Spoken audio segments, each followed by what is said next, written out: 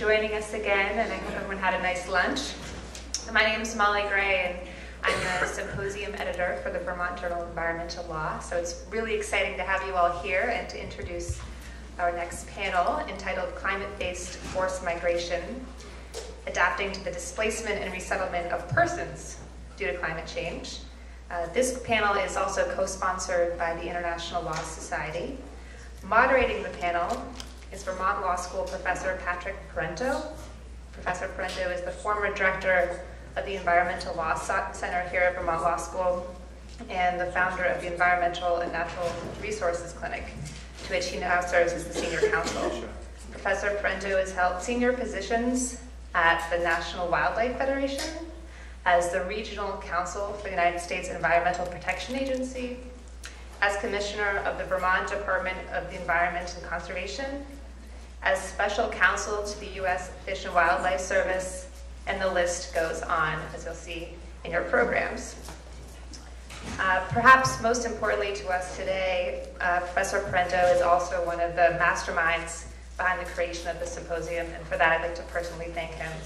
And he's also an internationally acclaimed expert in the field of climate change. And devilishly good looking. Exactly. So without further ado, please join me in welcoming Professor Parenteau and our esteemed panelists. Thank you. Molly, you can introduce me anytime. That's great. So, like the Miami Heat says about LeBron James, my job is to give him the ball and get out the way. Okay, so let me just introduce our outstanding panelists, and then something else very unusual for me, I get to sit here quietly, silently, for an hour, listening to smarter people than me. So we'll start off with Agnes Hurwitz. Wait a minute. No, we start with Kate. We're starting off with Kate. Where did Agnes come from? Well, this is Agnes. You're Agnes. Yes. See, that's why they gave me this job. So, as I said, we'll start off with Kate Jastram. Kate is Director of Research and Programs at the Miller Institute for Global Challenges and Law. She's also a lecturer in residence at Bolt Hall, UC Berkeley. Then we will hear from Alice Thomas, who's the Climate Displacement Program Manager at Refugees International.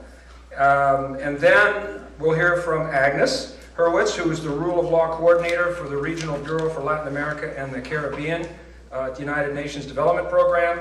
And last, but certainly not least, Madeline Stano, who is the Luke Cole Memorial Fellow. She's the inaugural fellow for the Luke Cole Memorial Fellow and staff attorney at the Center on Race, Poverty, and the Environment. So without further ado, each panelist will have approximately 10 minutes to do their opening, and then I'll think up an impertinent question to start the Q&A period and turn it over to you. Thanks. Go ahead.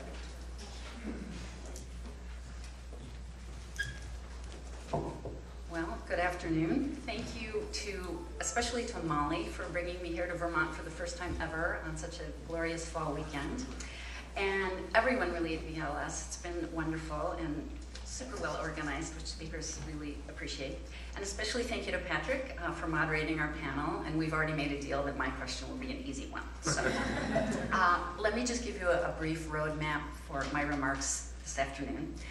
I'm going to do three things, I hope. Lay out the basic legal framework for cross-border movements of people, as well as movements within a state. I want to say a few things about forced migration and climate change, give a brief history of their mutual engagement, or the lack thereof.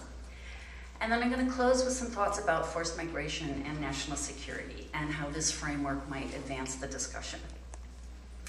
So turning first to the legal framework for cross-border movements. For people fleeing from persecution, there is a robust international regime. It's really one of the outstanding achievements of 20th century international law. There's an international treaty which enjoys widespread adherence with nearly 150 states parties, including the United States. The fundamental premise of that treaty is the principle of non-refoulement, which means that states have undertaken not to return refugees to their persecutors. That principle has gained the status of customary international law.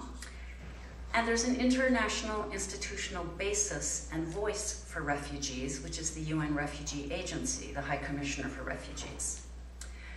The US is a leader in this international regime, both as the largest single donor to UNHCR and by virtue of our example. On the domestic side, we've adopted our treaty provisions that obligate us to protect refugees into our Immigration and Nationality Act, implemented by our Department of Homeland Security, Department of Justice, and our federal appellate courts. Additionally, when looking at cross-border forced migration, international law protects people who face a substantial risk of torture if returned to their country of origin. This protection also exists in the form of a treaty to which the US is a party, in customary international law, and in US domestic law and procedures. In assessing this legal framework, it's agreed that people moving for climate change-related reasons are not covered.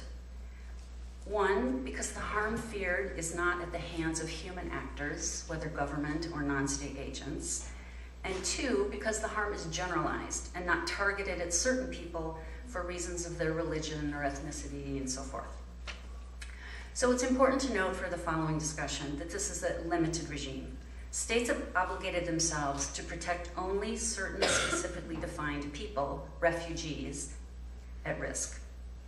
Many forced migrants are not covered by international law. For example, people fleeing from armed conflict. Nor does US law recognize victims of armed conflict as refugees. I mention this because to the extent that we think climate change will lead to armed conflict, and it certainly seems that we do think that, there's still not an international protection regime in place for those who must flee from what we might consider as a secondary effect or a symptom of climate change. Turning to the phenomenon of people moving within their own country, international law does not address this problem. There is no international treaty, but there is a soft law set of protection standards called the Guiding Principles on Internal Displacement. What's exciting and hopeful about the Guiding Principles is that they include people who have been forced to flee as a result of or in order to avoid the effects of natural or human-made disasters. So it expands this definition to include climate change-based movements. So although there's not an international treaty, at the regional and sub-regional level, Africa has transposed the Guiding Principles on Internal Displacement into a continent-wide treaty, the Kampala Convention. And the 11 states in the Great Lakes region have included the principles on internal displacement in their binding Great Lakes Pact on Security, Stability, and Development. Outside of Africa, some states, although not the United States, have adopted the Guiding Principles on internal displacement into their domestic legislation. With this legal background in mind, I want to move on to my second point, to reflect on forced migration and climate change. From the forced migration perspective, and I guess I mean more specifically states who are thinking about their legal obligations, the problem with climate change is causality. Humanitarian agencies have tried to deal with this problem on a practical level by framing relief operations as complex humanitarian emergencies. And we now sometimes speak more broadly simply of crisis migration. Terminology is important to note in the sense that we don't have agreed terms for climate-based forced migration or the forced migrants themselves. This reflects their lack of legal status, a lack of certainty as to causality, and perhaps also a lack of political will to identify them as such. The phrase environmental refugee was coined by Lester Brown of the World Watch Institute in the late 1970s. By the late 1980s, refugee and human rights advocates, including sympathetic governments, and I single out Norway in this regard for its leadership, had moved the issue forward in the United Nations, latching onto the momentum then building for a mechanism to focus on the problems of the internally displaced persons, which led to the Guiding Principles I mentioned. The institutional home for these efforts was and is the UN Human Rights Council. And the conceptual framework is very much one of responding to threats to people due to climate change. Thank you. Regarding the issue of climate change and forced migration, let me mention a few reasons that there has been little action so far. First, there's an assumption that relatively few of those displaced by climate change will cross an international border, and that therefore there's less of an urgency or sense of urgency in devising solutions to this potential problem. We can think about this assumption in two ways. It is certainly true that many people will indeed stay within their home country. Hurricane Katrina in our own country, for example. However, it's also true that at present we have very little idea of how many people are displaced by climate change and have crossed a border, because it would do them absolutely no good in trying to obtain a legal status in their country of refuge to say so. Agnes mentioned this morning. So there's an underreporting problem, as well as the problem of multiple causalities, to which I'll turn in a moment. So staying for the moment with the larger phenomenon of persons displaced within their own countries due to climate change, another reason for little action is the weakness of the international law addressing internally displaced persons generally. As I mentioned, outside of Africa, there's no binding multilateral law. One strength of the norms on internal displacement, however, is that there is essentially no requirement to sort out causality or to classify scenarios in order to engage the protection obligations of the home state, which arise before, during, and after displacement. This framework, this guiding principles on internal displacement framework, is not easily transferred to protection for those who crossed a border for two important reasons. First, the refugee regime is stressed to the point of breaking in ways that are important for people interested in climate-based forced migration to bear in mind. There are approximately 15 million refugees in the world today, and some 25 million internally displaced persons. Donors are fatigued, and funding, even for highly publicized crises such as Syria, lags. The second reason for the lack of international protection for cross-border climate change-induced movement brings me to my last point, which is to comment on forced migration and national security. States have legitimate security interests in protecting their borders and in controlling who may enter their territory. There is no human right to migration and no corresponding responsibility of states to allow entry to anyone who might wish it or even need it. Refugees, as I've said, are the carefully carved out exception to that. We already ask our national security apparatus, in this case the Coast Guard, to patrol the Caribbean and to interdict Haitians, Cubans, and others seeking asylum in the United States. To the extent that climate change will strengthen drivers of conflict and migration, we need to be prepared for a discussion on if and how we will want our military involved in keeping more people out of the United States. So while we've been talking about threats to people from climate change, we need also to talk about real or perceived threats from people due to climate change. And we also need to think about how else we can respond to climate-based forced migration in a way responsive to our national security concerns. One example is the US Overseas Refugee Program, which allows certain carefully selected and screened refugees in countries of first asylum to enter the United States. The Overseas Refugee Program is not based on any international legal obligation, which comes into being only when an asylum seeker actually comes to our borders. It's strictly a matter of US legislation, and it reflects a policy choice to assist the individuals involved and also to express solidarity with the country of first asylum. The number of refugees that we take from any given country of first asylum is usually not enough to make a meaningful contribution to actually lifting the burden, but it sends a strong political message internationally, and it reinforces US leadership in refugee protection. The Overseas Refugee Program is potentially a valuable policy tool for protecting people displaced by climate change. There's no reason why the program could not be repurposed or even expanded to allow the entry of people who have crossed a border for climate-related reasons, or indeed for people who are internally displaced for such reasons. However, even on the unlikely assumption that the political will exists to expand our immigration categories in such a way, it's not a solution, at least at first glance, that's scalable to the scope of the need. We currently admit 70,000 people per year in this refugee overseas category. Nevertheless, it would still send an important international message about thinking broadly and creatively about national security, climate change, and forced migration. Thank you. Oh, well done.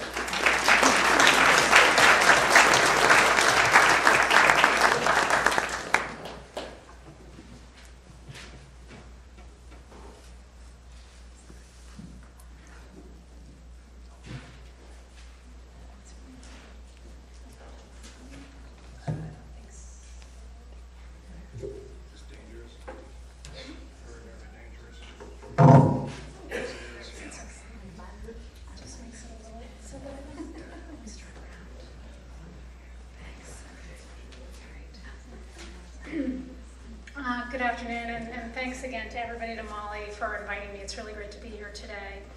And this morning was a very interesting conversation too, and really sort of set the stage for this issue to come up. So I think it was timed well that we're talking about it now, and I'm really glad that we talked about the legal background.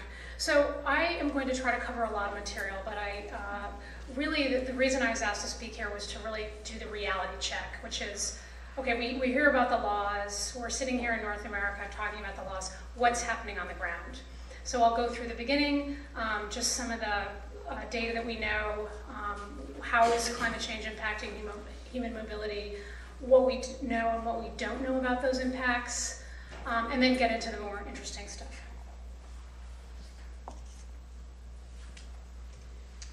So, how does climate change impact displacement and migration? Three primary ways. They're probably quite obvious to people. The first is extreme weather events. And in fact, that's a very visible form of displacement, so I think there's probably the highest awareness around it. But the majority of people who are forcibly displaced by natural disasters are displaced by floods. So floods and extreme weather are a huge driver of displacement. However, the big caveat is that for the institutions that collect that data, they do not collect data on how many people are displaced by drought, so more slowly emerging disasters. So in fact, there's really a lot we still don't know about those numbers, but we can assume that extreme weather is going to does today and will in the future play a very big role in displacing people.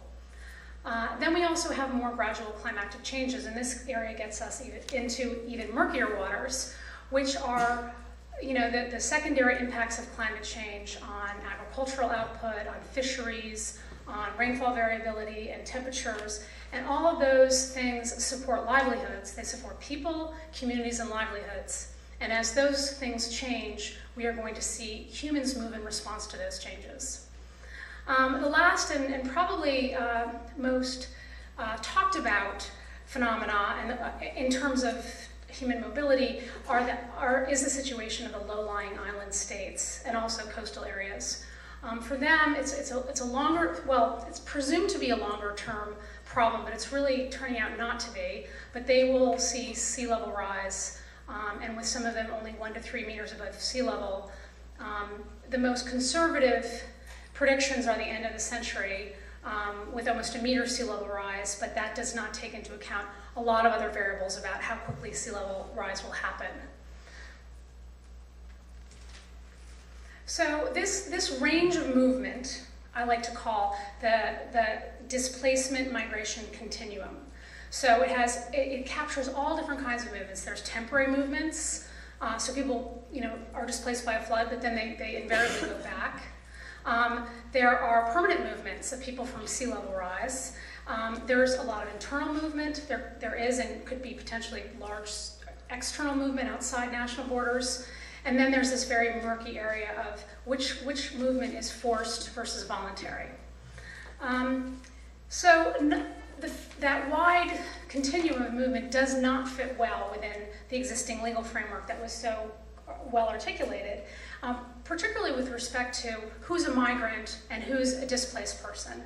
Because most people who get protection as displaced people are considered forcibly displaced, meaning they had no choice. But if you've had, 5 seasons of poor crop output because the rainfall patterns are changing every year, and then you eventually leave, are you voluntarily leaving? If you live along a coastal area that this is the 3rd time the storm has come, and you've decided you're just going to get out of the way because you've had to rebuild your home 3 times, are you voluntarily moving? And these are questions that the legal regime is not prepared to address right now. So what do we know? This is consolidating a lot of studies that have been done. We know that most displacement is likely to be internal, but also we don't have a lot of data about external movements. But if there had been very, very large external movements from natural disasters, I think we probably would have seen them, and we haven't seen that yet. That we know that a lot of displacement will be from rural areas, although of course coastal areas are very exposed to climate change over time, and that's where the vast majority of people live. We know that urbanization is going to increase vulnerabilities because cities are very vulnerable to extreme weather. And most importantly, from my perspective, there's a lot of talk about how vulnerable Bangladesh is, and certain parts of the world, the Netherlands. But really, in my view, it's the poorest and most conflict-ridden states that are the most vulnerable. Here's a map that I love to use because if you just showed me this map, I would be like, oh wow, that's where all the conflict is happening around the world. Well, it's not. It's about vulnerability to climate change. And what makes those countries vulnerable, including, we see West Africa, Sahel on the left. On the other side, we see the Horn of Africa with Somalia. Afghanistan, Pakistan, Yemen, very, very vulnerable to climate change. And the reason that is because vulnerability is not just a factor of exposure to the hazard, but it's about whether your government and your community or you yourself are able to respond. And the best example of that is what happened in the Horn of Africa in 2011, where there was a massive drought, and then it became a famine in Somalia because humanitarians could not get access in, and there was no government to respond, and 250,000 people died, and hundreds of thousands just had to walk across the border into Kenya, and as we heard in one of the earlier panels about how that happened. So here's some figures about how many people are going to be displaced. There were originally some very, very dramatic expectations, 200, 300 million people by the mid-century. A lot of those figures have been revised because you need to assume that people are going to adapt over time. So how much we're able to mitigate the problem will depend how large the problem is. And then, of course, all the questions that we're trying to answer today. So here's the field part. I spent some time when I first started this job in the field, and I spent a lot of time in Colombia and Pakistan. Both countries experienced enormous flooding in 2010, 2011. In Pakistan, here are some photographs that I took. 20 million people affected, 9 million people displaced, a flood zone as large as, the area of landmass that was flooded was the size of Great Britain. I mean, and this, you can only imagine the enormous challenges of responding to that. Colombia didn't make the news as much because the government itself took over the international response. But there were 4 million people affected. Essentially, they had nonstop rain for about 15 months. 93% of the country was flooded at certain points. And so it just never stopped raining for they had 2 back-to-back La Niñas, which was rare, and it just never stopped raining. And here are some pictures that I took from Colombia. So what did we learn from that? I was looking specifically at displacement, and one thing that was interesting is I went back to both countries a year after the flooding, and most people had returned. So it looks like, for a lot of reasons, that a lot of people end up going right back. And how much that phenomena we can expect that people will continue to return is not clear. But it was also clear that a lot of people shouldn't have gone back. So one of the big issues is if it's unsafe for people to live in these places, how are we going to relocate them? Enormous operational challenges, which could be 15 minutes alone, in terms of the heavy lift that it is to responding to that many people. Some of the more practical lessons in terms of, about what we're talking about is that there were disaster risk management laws and procedures in place in both Pakistan and Colombia, incredibly poorly implemented at the local level. Local governments did not have the budgets, the capacity, the knowledge to respond, and often they are the only people there to respond in a disaster. The other thing was that the ongoing conflict within both countries made it hard for humanitarians to get access to certain parts of the country. Significant protection gaps. I say that, you look at what happened in Hurricane Katrina and then think how that plays out in a developing country. Corruption, discrimination, all kinds of problems get in the way to an effective response. And the result is that the most vulnerable often get the least amount of assistance. In Sahel's West Africa, a different phenomena, you're seeing more variability in rainfall, and we talked earlier about how rainfall variability, you need to look at it at a regional level. Well, you need to look at it at a local level, because one of the weird things that's happening there is that it'll be raining in one town and it won't be raining in the next town. So these changes in rainfall patterns, we need to understand them more, and that's what the people there are experiencing. They had a food crisis in 2012 that affected 20 million people. They're seeing more recurrent drought, and because these are the poorest countries in the world, they live on very, very thin margins. So just 2 bad seasons of crops is enough to put them over the edge. Here are some of the pictures we took up in the Sahel region of Burkina of people there and what they're dealing with. Now a lot of them are turning to gold mining because they can't support their families on agriculture anymore. So the lessons there were, it was much harder to measure how much displacement there was because there's already a lot of migration in the region, and it was very hard to disaggregate, as we discussed, how much it was rainfall variability versus other factors that affect movement. And there was very little understanding of it. It's not monitored. I'm going to skip this because it's too much. Okay, quickly finishing up because I'm going to go over time. The Pacific Islands, I have not been to the Pacific Islands, so I just put together a little information of what I know and read, but the problem is that many of these islands are only 1 to 3 meters above sea level. They're already incredibly overpopulated, and there's been high population growth and poor environmental management. So there's again, a variety of factors that are contributing to it, so it's very complex. Some people have already started to move off these islands. Right now, there is absolutely no solution as to what to do if, in fact, these states lose their entire territory. Because in order to have a nationhood, to participate in the UN, to do all those things, you need to have territory. And this would be the first time we're confronted with a state that wanted to be a state, but there was no territory. And we can talk about that more during the questions if you want. It has been suggested that countries in the region like New Zealand and Australia should extend their labor migration policies to let more people in, but that means that only the most skilled sectors of society will be able to migrate, and what happens to the elderly, the poor, the unskilled. So what are the lessons moving forward? National governments are picking up a lot, are going to have to pick up a lot of the responsibility because under law they have to. International law says that about state sovereignty says that it's the primary duty of the country itself to protect its own people. So we need to be providing a lot more assistance to national governments that are dealing with these issues. They need to be better implementation of these disaster management laws.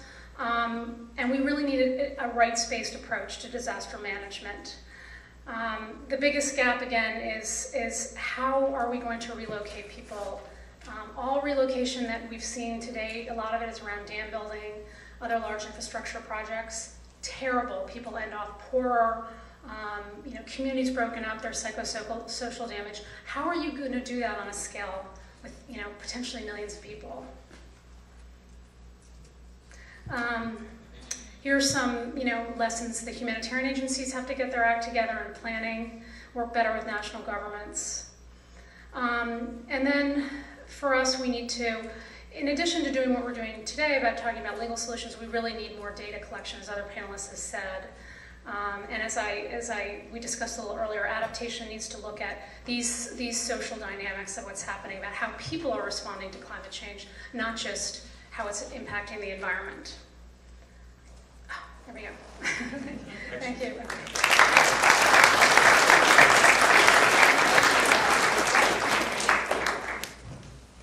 You get a B. Okay, absolutely. She's a hard act to follow. Don't worry, Alice. I think I'm going to get a C. You get a free drink if you finish on time. How's that? But I actually bought additional minutes from Kate. Ah, you borrowed your colleagues. It's called I Came Prepared. Well, I'd like to thank Molly and all the organizers of this wonderful symposium. It's been absolutely fascinating. I also want to say that I work currently with UNDP, but more on issues of access to justice, rule of law support, and it's more in my former capacity as Senior Research Officer at UNHCR's Division of International Protection that I came to work on these really interesting issues of climate-related displacement.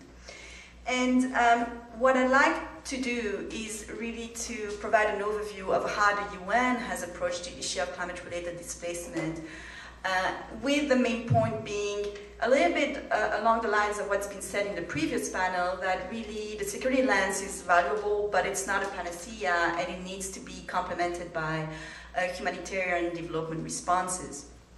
Let me first start by looking at how the Security Council has handled the issue of climate-related displacement. As Professor Dijker said this morning, it's in 2007 that the Security Council first looked at the issue, and there were 2 further debates that were organized afterwards. And in 2007, the President of the Security Council laid out the issue as follows. Our responsibility in the Council is to maintain international peace and security, including the prevention of conflict. An unstable climate will exacerbate some of the core drivers of conflict, such as migratory pressures and competition for resources. The recent Stern review on the economics of climate change speaks of potential economic disruption on the scale of the 2 world wars and of the Great Depression. That alone will inevitably have an impact on the security of all of us, developed and developing countries alike. So today is about the world recognizing that there is a security imperative as well as economic, developmental, and environmental ones for tackling climate change. Now, there are a few points that one can take from these statements. First of all, migratory pressures were from the outset regarded as one of the core drivers of conflict. Secondly, the main purpose of the Security Council was really to flag the issue as a security imperative along development and humanitarian considerations from a conflict prevention perspective, which is important.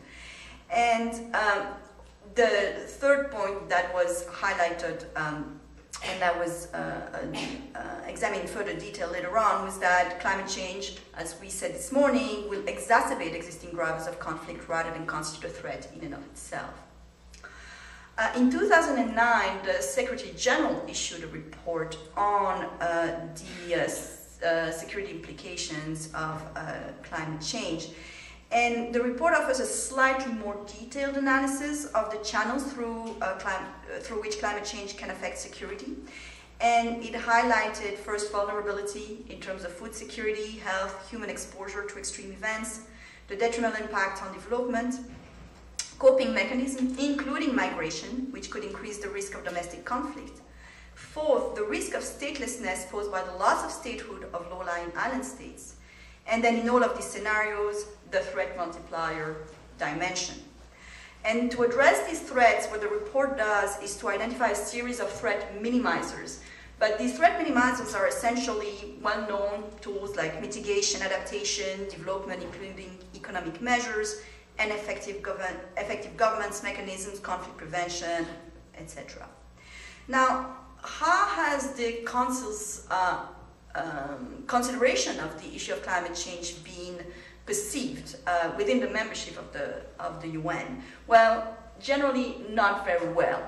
A large part of the membership has been less than supportive of this endeavor on the basis of a general objection by the UN membership on the Council's encroaching upon the power of the General Assembly.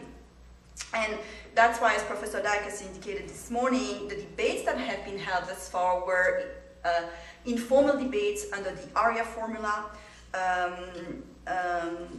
approach, and the idea of considering formally this issue was opposed by China and Russia. I would say at the same time that the latest debate was actually presided over by Pakistan, which shows that there certainly is greater awareness among some developing countries of the importance of the issue. Another more specific criticism that's been leveled at the Council relates to the debate on climate justice and common but differentiated responsibilities.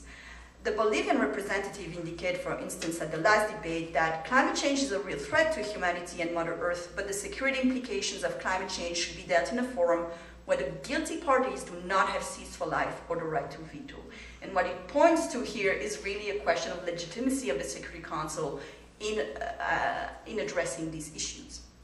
Now, one group of states which has been extremely keen to see the matter being handled on the level of the Council are the small island states from the Pacific, which made the case that their situation constituted a peace and security issue and therefore required new approaches to international cooperation.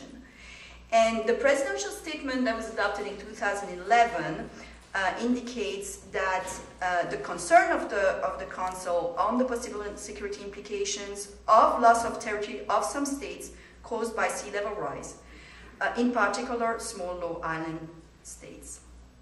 And the rationale that was offered in the Secretary General's report was that this may constitute the ultimate security threat since their very existence would be at stake.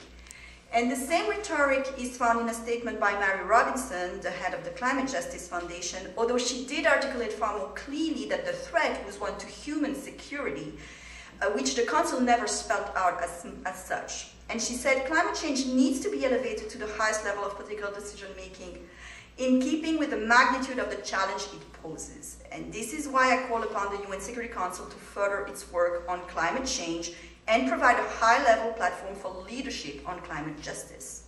No longer is climate change a sideline issue that can be compartmentalized into the work of designated bodies. Now, what she's trying to point out is also that within the structure of the UN, the Security Council remains the only body that has the ability to adopt binding decisions under Chapter 7 of the Charter. And I think that's where she feels there needs to be action taken because of the ability of the Council to take such decisions. Let me now move on to the question of human mobility at the UNFCCC, the climate change, the Framework Convention on Climate Change. There, the major development has been the adoption within the Cancun adaptation framework of a new paragraph F, which refers to the need to adopt measures to enhance understanding, coordination, cooperation with regard to climate change-induced displacement, migration, and planned relocation at national, regional, and international levels. Now, this language is not particularly sort of groundbreaking as such, but it is nevertheless an important development for three reasons. First of all, because it offers important new sources of funding through the Green Climate Fund. By recognizing that climate-related displacement and migration should be part of adaptation measures, it means that one could apply for funding from the Green Climate Fund on that basis. Secondly, it also acknowledges something that some states have tried to deny, which is the linkage between climate change and human mobility. And thirdly, it also entails the inclusion of human mobility considerations and protection considerations into national adaptation plans and policies, which up until now have not been sufficiently addressed. Let me now move to climate-related displacement as a humanitarian and human rights concern, and this is where the work of UNHCR on the occasion of the commemoration has been quite significant. As Alice pointed out, there's already we have already instruments, and Kate mentioned this as well, but there are protection gaps that exist. And on the occasion of the commemoration of the 60th anniversary of the Refugee Convention in 2011, we had the opportunity to engage on these issues, and we started by convening an expert meeting that tried to examine what were the main protection concerns with respect to climate-related displacement. And the conclusions of the meeting were as follows. First of all, as noted by Alice and Kate, there exists a normative gap as regards climate-related external displacement in that none of the existing international legal instruments clearly cover such situations. And therefore, the conclusion suggests the adoption of a global guiding framework, and I'm happy to explain the strange wording in question time, on external displacement resulting from sudden onset events. Secondly, while there exist normative standards as regards internal displacement and they're broadly adequate, as Alice noted, a lot remains to be done in terms of their proper implementation. And finally, and that's also an interesting point, and one that that one must construct with the approach of the Security Council as regards statelessness, the conclusion was that the risk of statelessness was not really the main problem, that there were major protection concerns that would arise long before we would get to a situation of statelessness for the inhabitants of small island states. In other words, long before the territory would disappear as a whole, these territories would become uninhabitable, and to that extent, these people would face serious protection concerns. Now, the outcomes of this expert meeting were used for the preparation of an intergovernmental conference, which was convened by Norway. And the conference led to the adoption of the so-called Nansen Principles, which really reflects a policy consensus on ways to address and respond to this new challenge and provide a policy framework for addressing climate-related displacements. And one of the most significant outcomes and principles in these Nansen Principles was the inclusion of the recognition of the normative gap as regard climate-related external displacement. The last stage of this policy process was the ministerial meeting that was closing the commemorations of the 60th anniversary at the end of 2011, and that meeting led to the adoption of a ministerial communique. And so really the idea of the Nansen Conference was try to get some traction and push states to recognize at least the question of climate-related displacement as an emerging protection, as a serious protection concern. Unfortunately, that language was removed towards the end, and the only reference that one can find in the communique is to evolving patterns of displacement. I don't think you can get more vague than that. And only a handful of states, Norway, Switzerland, Germany, Mexico, and Costa Rica, made a common pledge related to displacement resulting from sudden onset events, and called for a more coherent and consistent approach at the international level to meet the protection needs of people displaced externally owing to sudden onset disasters, including where climate change plays a role.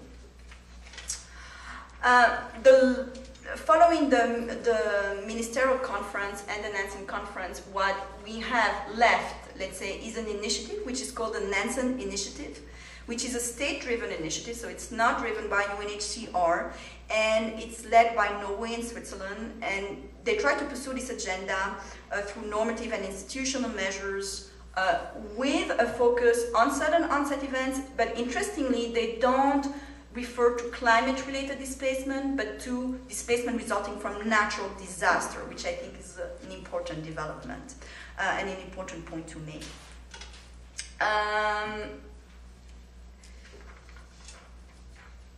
The final area of engagement from the perspective of the UN on this issue of climate-related displacement, perhaps the weakest in some ways, comes from the development realm.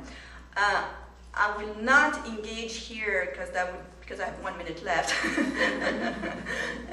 and because it'd be absolutely overambitious to try to explain to you disaster risk reduction, what UNDP is doing specifically on this. But let's put it this way: there are two agencies that work on adaptation and disaster risk reduction.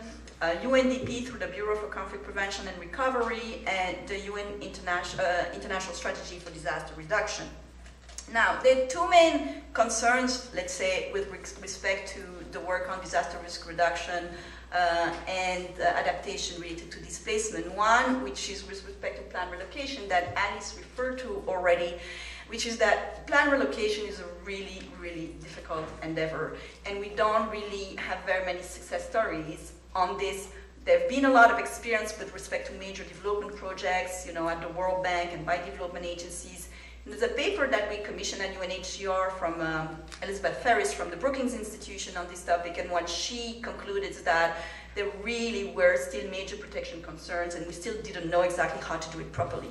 And that's really concerning because, as Ali said as well, we are facing with the prospect of having to do that on a very large scale. One important consideration also with respect to plan relocation is that there really are two sides to the coin in terms of human rights. because there is an obligation of state to take measures, proactive measures, to actually prevent people from being faced with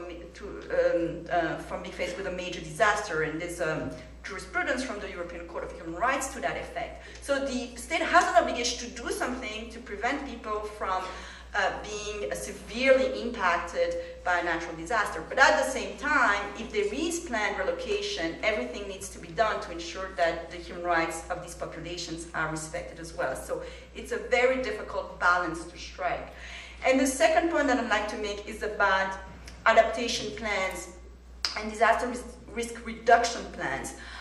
A lot of countries have already adopted such plans, but unfortunately, the integration of protection concerns and human rights concerns in the adoption of human rights-based approaches to these policies is not yet a reality in many cases. And there was a study in 2011 by Roger Zetter looking at Kenya, Vietnam, Ghana, and Bangladesh, which found that really a lot of these countries had these disaster risk reduction adaptation plans in place, but that the whole protection dimension, migration, displacement dimension was not fully addressed in those approaches. So that's also an important gap. So I'll leave it at that.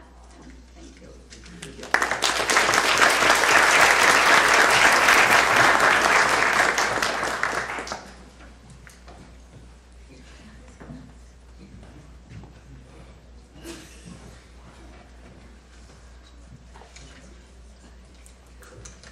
Counting on you, Madeline. Thank you. Oh, well, I'll do my best. Hi, everyone. My name is Madeline. It's an honor to be here and a thrill, and to be among such, can I say badass? Is that okay? Folks? Here you can. Okay, I work at a nonprofit, so I'm, not used to dressing up. But yeah, thank you. You guys could not have set the stage better. Problems of causality, the need for a rights-based approach. Those responsible perhaps should not be in charge of solutions. Legal instruments don't cover it. Relocation is difficult. So I don't think I could have asked for, not that this is all about me, but I couldn't have asked for a better introduction to a really important story. I'm a member of the team that represents the Alaskan Native village of Kivalina, which, it's, I don't want to get into, we're the first, but many say the first domestic climate refugees in the United States. And so Alice said that she's going to bring the reality check, and I'd like to bring the domestic realness on climate change, because it's happening here, and it's happening now, unfortunately. So I wanted to begin with telling you the story of Kivalina. So to go as deep as I can as the clock is ticking, into their story, so that we really see climate change, especially in the U.S., which we're not good at talking about climate change in the U.S. I want us to start thinking about it as a story that involves real people in real time in this modern moment. And they're not an externality. They're a thriving series of communities, coastal, rural, urban, and otherwise. And they're fighting to live their lives in the place that they love. And specifically for First Nation folk, they're fighting for their home, which they have a spiritual and ancestral connection to. So I want to begin by showing you where Kivalina is. It's in the northwest borough of the Arctic. It's about 80 miles north of the Arctic Circle. You have to take 3 planes to get there from Anchorage. If you're planning your next travel destination, it is beautiful. And let's see, it's trying to move quickly here. It's at a 6.5 mile, the tip of a 6.5 mile barrier reef, where the buildings, cluster of buildings that you can see are. It's the last 2.5 miles. About 400 people live there. They are a federally recognized Indian tribe, and they're also part of the Alaskan Native system, if folks are familiar with that. But 97% of the population is Inupiat.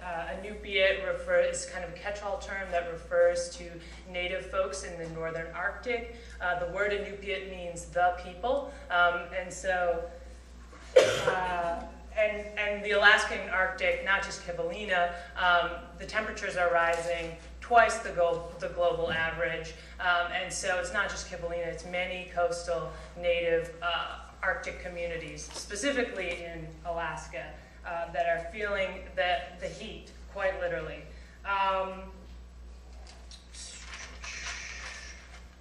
This is, I just want, again, we're going to go for the people element here. This is a whalebone carving.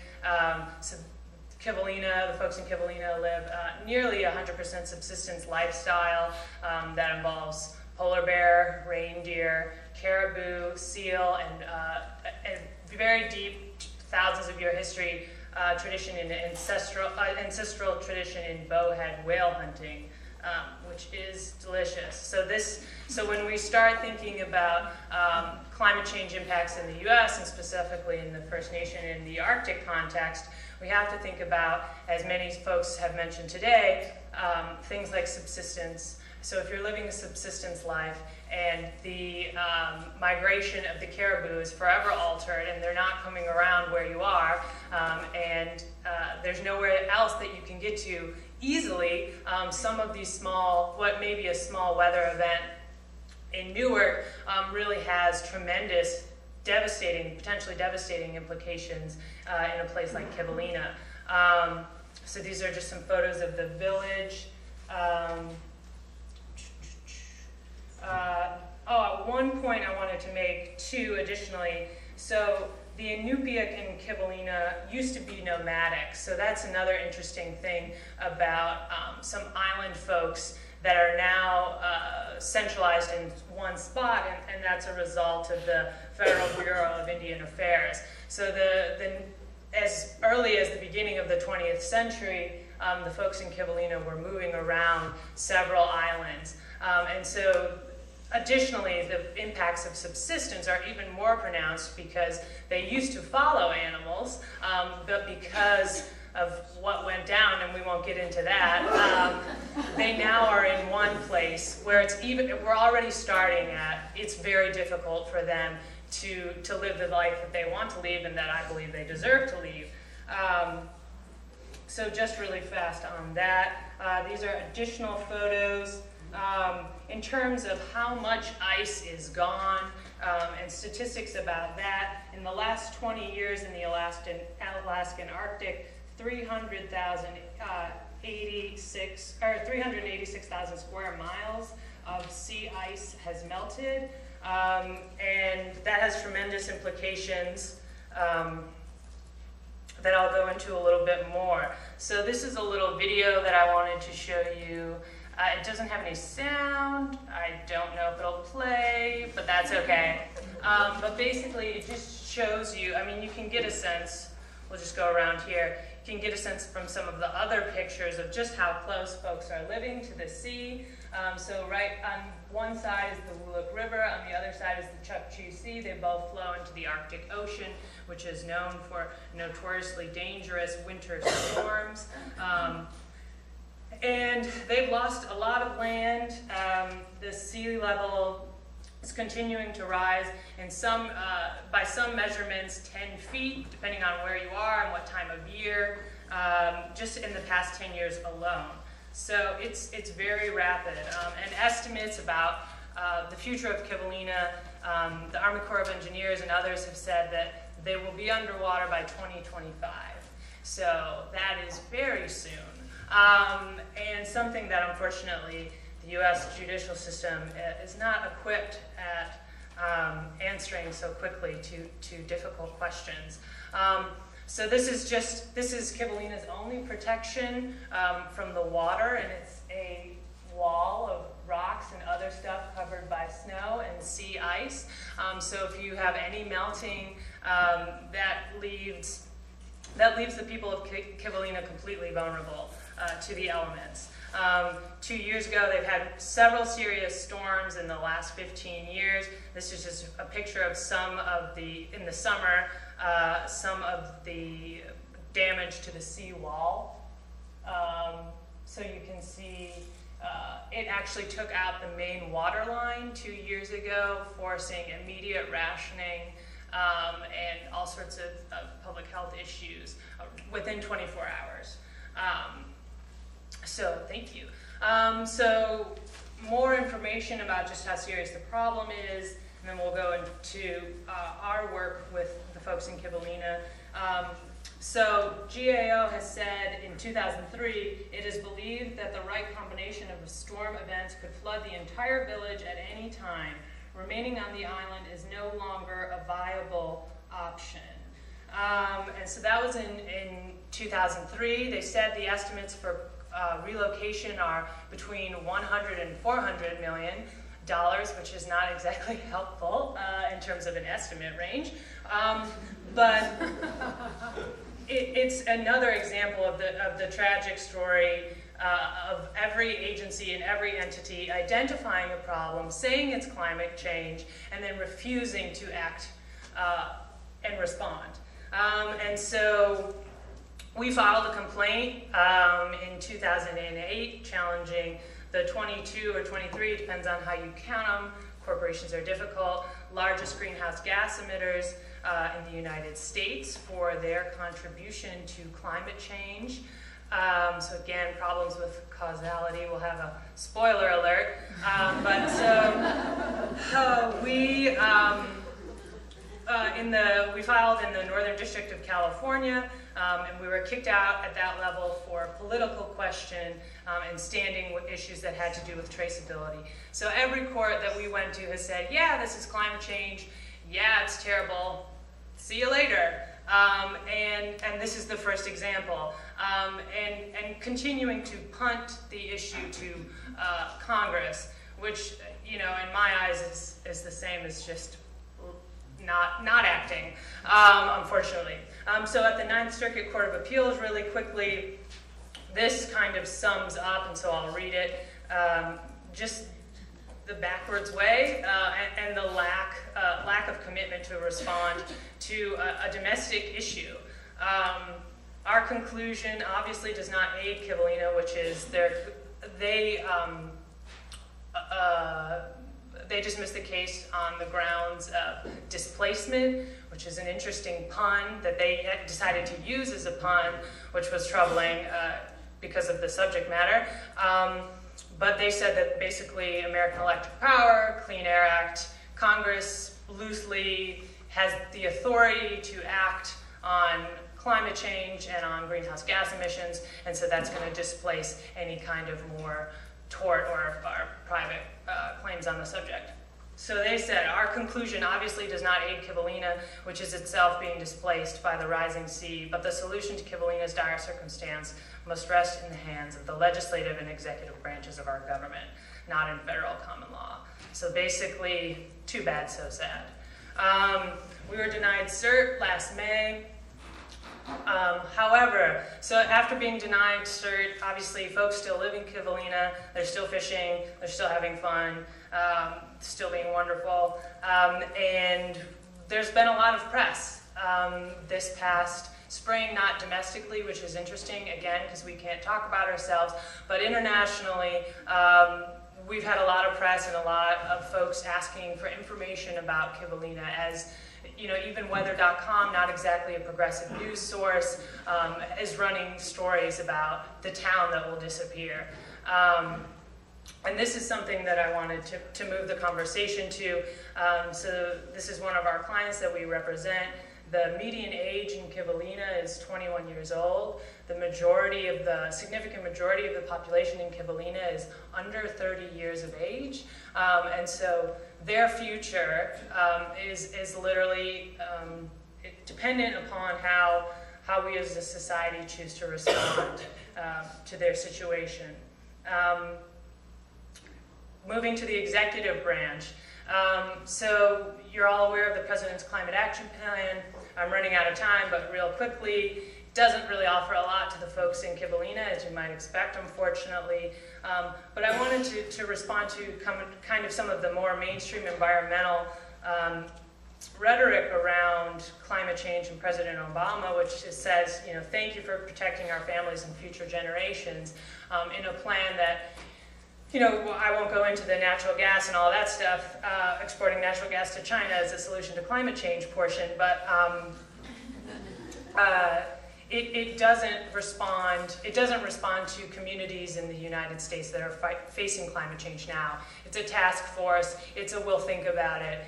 It's not a coordinated effort to really address the situation that the folks in Kivalina are facing. And so I would encourage us to expand when we think about climate changes, including ourselves, and how do we talk about who counts in terms of whose families and whose future generations do we value when we're acting on climate change. Because it's hitting low-income communities and communities of color first and hardest. And if they're not leading the conversation about what solutions are going to work in their communities, then I really doubt the success of any long-term solution. But I wanted to end on a positive note, so forgive me, I know I'm going over. One of our clients who's an elder, we had just received news, I was in Kivalina last year, about being denied CERT, so, you know, 5-year legal battle with the clock ticking. And an elder was sharing a story about why he's going to continue to work on this issue and continue to advocate for his family and his homeland. And he, with tears in his eyes, shared the story of speaking with a Canadian native, a Canadian Arctic native, who was engaged in 40, 50, 60-year battle with a mining company in his hometown. And this elder told me, and an elder told him, that you know, he was never going to give up. And that's the story that I want to leave you with in terms of Kivalina. Obviously, they're better at telling their stories themselves than I am, but thank you very much for this opportunity.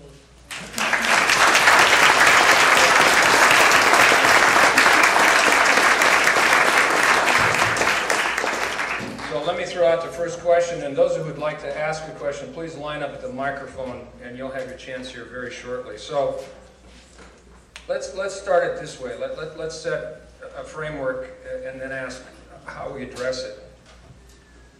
The IPCC's 5th assessment just came out, as you know, the physical science report. They've basically now adopted the principle that the real number that matters and the only number that matters is the cumulative loading of carbon in the atmosphere. They said that the threshold for that is 1 trillion tons.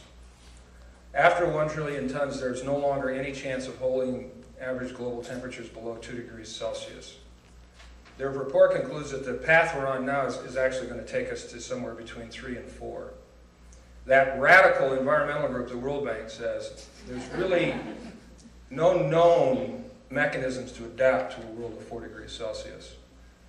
We already have 570 billion tons of carbon in the atmosphere. There's more carbon on the books of the major fossil fuel companies in the world to shoot way past the 1 trillion ton. So what I want you to accept as a given in this question is that the number of, whatever you want to call them, climate refugees, displaced persons, stateless persons, persons with nowhere to go, nothing to eat, and nothing to drink, is probably going to be closer to the estimate of 200 million by 2050 than not. What mechanisms of international law either exist today or could be developed before then, recognizing everything takes time, to address a situation like that? Are we talking about the 1951 Treaty on Refugees? Are we talking about a new treaty? Are we talking about soft law principles and normies? What are we going to do, you experts of international law, what are we going to do to cope with 200 million people who can no longer live where they've been living? I thought the deal was we got an easy question. I think we can quickly rule out the Refugee Convention for reasons I won't, possibly obvious. but also fear on the part of refugee advocates that if the countries get to touch the Refugee Convention, they'll make it less expansive, not more expansive. I would think that the way to go is some kind of agreed soft law regional arrangements, and I do think that the national security angle is very important here, because I think the military is going to be involved one way or another, and in responding to numbers like this. So to the extent that the national security folks can point to this as forward planning that needs to be done, I think that will be helpful.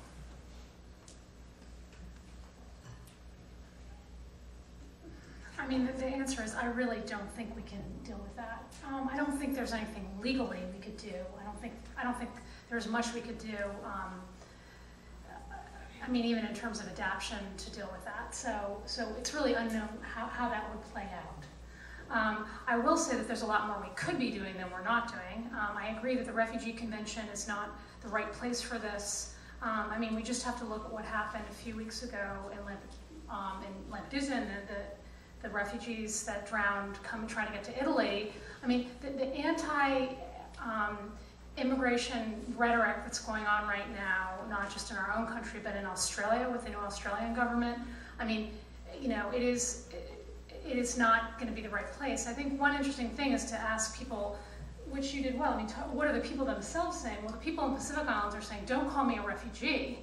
And their governments are saying, don't call our people refugees, because we're not persecuting anybody. We did not create this problem. I mean, for people in West Africa and the Sahel that I spoke to, they've never even heard of climate change. And when I said, why do you think the weather's changing? They said, because God is unhappy with us. And so when I was asked the very difficult question by the people you saw in that photograph, well, why do you think the world is changing, you know, that the climate is changing? And I had to kind of explain, well, you know, in developed countries we use a lot of carbon, it's creating pollution, we think it might be contributing to changing weather. The one man said to me, you know, you white people have all the knowledge, but you are not, and you're creating all the problems. You need to solve your problems. So I feel like we need to be doing a lot more to help developed countries deal with this problem. I think most refugees live in developing countries. I mean, the burden is falling on the developing world, not only in terms of losing people, but also taking people in. I mean, if you're in Bangladesh and you're going to be displaced by a cyclone and you're crossing an international border, you're not getting on a jet plane and flying to JFK. You are walking across the border to Pakistan. So who is dealing with this? And that's where we have to start thinking about really helping the developing world deal with this better. But obviously the main priority has to be like, we just have to do everything we can to ensure that this doesn't happen. Well, my answer will be a little bit of a mix of Kate and Alice's. I mean, the new treaty, there's been a lot of discussion in the refugee law literature on the idea of a new treaty, and there seems to be consensus, and I would tend to agree that this is not really the proper solution at this point for a variety of reasons. One, that it takes a long time to negotiate a treaty. Second, that once you get a treaty, you're not sure everybody's going to ratify it. So you're just going for a very long haul process with, you know, not a very clear idea on what the actual impact is going to be. I mentioned in my presentation this global guiding framework, and that's what and that's what, you know, I mentioned that for a reason, which is this idea of a soft law framework that would be adopted by states. I also think that, you know, you give these numbers, and I think the numbers are incredibly scary. There's been a lot of discussion about figures as well within the refugee, you know, the refugee community and refugee advocacy community. And I think we have to be a bit careful about the use of numbers, because it can play both ways. And I certainly think that it can also play as a way to really scare people, like in Australia, for instance, saying, oh my God, we're going to be invaded by these people. And I think that may not always, you know, work for protection, you know, and we have to be a little bit cautious about that. I think the approach that's generally favored these days is really look a little bit like what Alice did in her presentation, the hot spots, you know. The idea is that there are some regions of the world where we know there's just, you know, several factors that come together and that will really lead to, you know, serious displacement with serious implications in terms of security development, like in Syria, actually, today. Now, the global guiding, and I'm talking about this quotient because having been part of this whole process, of this policy process at, you know, at high level on trying to address and getting traction on this issue of climate-related displacement was extremely difficult, and states were extremely reluctant to recognize that as a new pattern of displacement. Because, as was noted also by ICK, there's a lot of xenophobia. The general trend is really anti-refugees, let's face it. That's the reality we're dealing with in Australia, in Europe, and I think probably to a lesser extent in the United States, in North America, but still. And that, and I give you one example. Originally, the idea we had was to propose something along the IDP guiding principles, which is a soft law framework. But there was opposition to even use that concept. Why? Because there was a perception that the guiding principles, which consists really of a compilation of human rights principles and humanitarian principles that supposedly are pre-existing, actually that in that process, which had not been, this instrument had not been negotiated by states. It had been, you know, prepared by experts and then endorsed by the United Nations. And so there was this perception that if you do that, you basically impose certain things on states that they don't necessarily want. And so that's why there was even a position to use that concept of guiding principles. So that kind of gives you an idea of how difficult it is to get traction on, the issue, on this issue at the international level. If you ask these solutions, I'd be like Ali saying, well, we're really far from getting there, and we're really far from getting the traction we need. And I think that's why I also understand the desperation of Pacific Island states when they just go to the Security Council, because they feel that unless you go to the Council, nobody's going to pay attention to the issue. You know, and I think that was part of the rationale for their, you know, for their advocacy at the Council. I think we talked over lunch about the fact that perhaps, you know, the bottom line is there's going to be a huge, huge disaster, and that's going to get the international community to actually move on these issues. And these days, I tend to think that maybe that's what we're facing. And it sounds awful, but I really think that this right now, above all, given also the general climate, if I may use that term, you know, and the Syrian crisis and everything that's going on, I think there's not much appetite to explore those issues, unfortunately. I would just say quickly, in having conversations with folks in Kivalina, you know, the response to your question is cut the check, you know, pay for relocation. The folks in Kivalina, as you know, was mentioned with Bolivia and other island nations as well, we have wrongdoers in this situation, and we have people living their lives. And so I would like to think that a legal system could punish wrongdoers and compensate injured people. In the example of Kivalina, who are emitting next to zero greenhouse gases in their daily life. Well, you have one last arrow in your quiver. I hope it works, right? Yeah. Yeah. Well, we've run the clock, I'm afraid. I think we're supposed to stop. Do we still have 5 minutes? We can do 10 minutes. We have 10 minutes. Oh, then I did good. You're up. Here he comes, the Honorable Stephen Dicus. So, follow up Pat's question. It's about a plan B. Since we know that military force almost surely will need to be used in the future to deal with the problems that Pam has described, and given the fact that the UN Security Council is AWOL on this issue, is there any other way in international law, can you imagine some way to use military force legitimately to do this job? I'm direct my question especially to Ms. Hurwitz. Well, there are two concepts, although the first may not help in terms of legality, perhaps some legitimacy, which is one which is responsible to protect, which is a concept that was endorsed by all heads of states in 2005. And there is now, there is now a special advisor of the Secretary General on responsibility to protect. The concept, however, only applies to the prevention of mass atrocities, meaning war crimes, crimes against humanity, and genocide. But you could conceive of, serious, human rights violations related to, climate change processes occurring as a result of climate change processes. If, for example, they occur on a discriminatory basis, and Alice pointed out that it's often the case. Very often, the people who are most vulnerable and the people who will suffer the most will end up with some, perhaps be, members of ethnic minorities, etc. So that could be, one way to advocate for action. However, the concept as it is presented these days,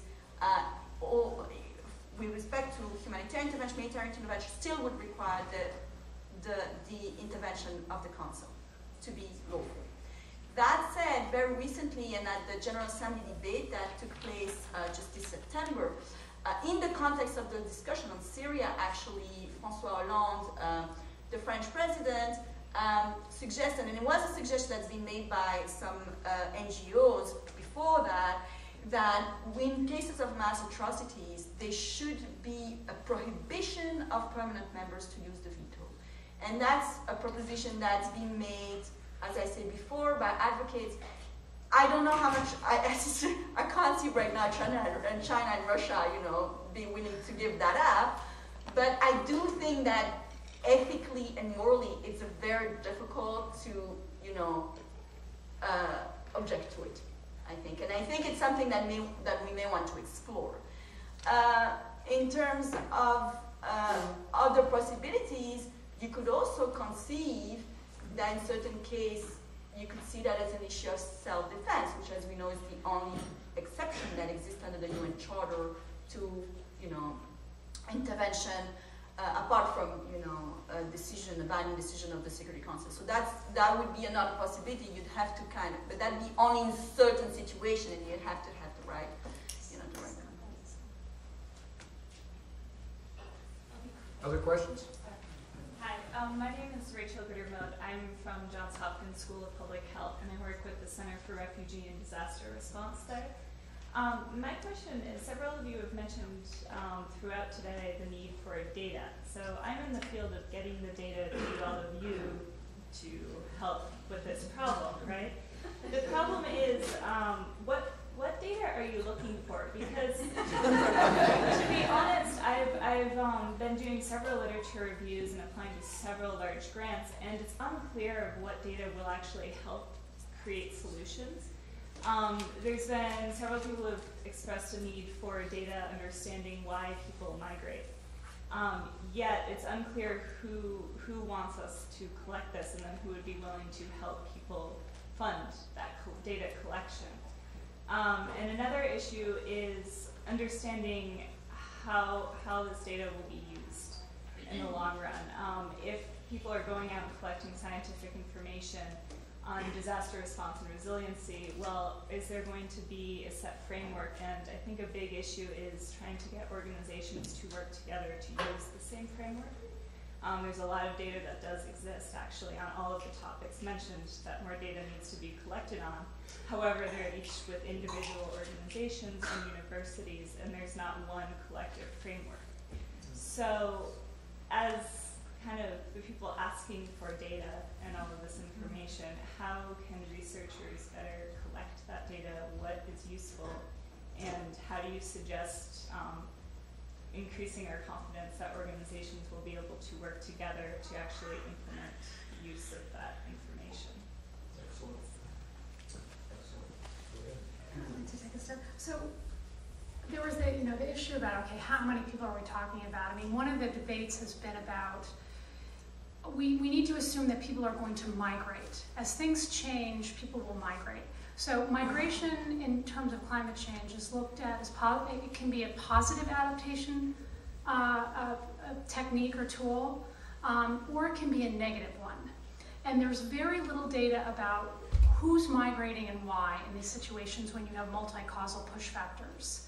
And it's very important to know when, there's a slide up there I didn't talk about because I didn't have time, but in Niger, very, very poor, one of the poorest countries in the world, they regularly migrate as a way to get income. But there's data that is beginning to be collected that shows that during particularly hard years you have more migration. Well, where are people going? They're going to gold mines to do artisanal mining, which creates all kinds of protection issues. I mean, those were children that were mining there. So, this is where we need to know, or where there are cases where it's the oldest, it's a young male who's going to send back remittances, and that's actually positive because that community needs those remittances to help them have a supplemental source of income because they can't get enough income from agriculture anymore. So these are the social dynamics. There's some really interesting data that's been collected by UNFPA. They just put something out about this, about the demographics of climate change. I mean, that's the kind of data we need. What we don't also have is we don't have localized climate data. So we really don't know what's happening. I mean, you see, they talk about average rainfall globally, or average rainfall nationally, but to get, in places like West Africa, they don't have statistics on local rainfall patterns. That's the kind of data that we need because it's a very localized impact. This is the weird kind of erratic thing that's happening. So those would be my suggestions. Good. Any others?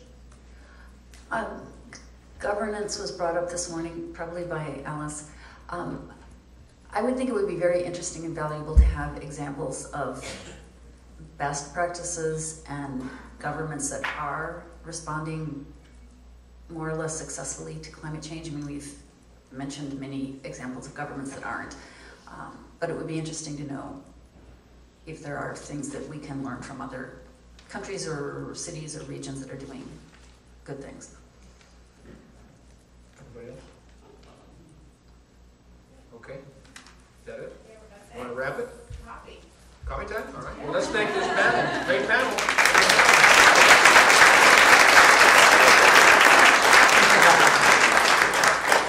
So we're going to take a 10-minute break and come back here at 3:30 for our final panel on food security. Don't go away.